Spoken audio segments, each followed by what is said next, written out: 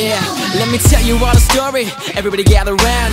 Once there was a boy, he was the coolest kid in town. He knew he wasn't perfect, just like everybody else, but he always knew the importance of staying true to himself. Cause all the other kids would hide behind a mask. So when they took attendance, he the only one in class who could proudly raise his hand when he heard his name.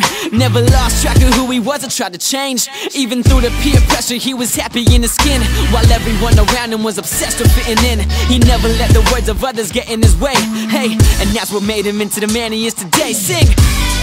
Take a second look and you'll see. There is no one like me. Like me. There is no one like me. Like me, la la la la, like me. Mau singit?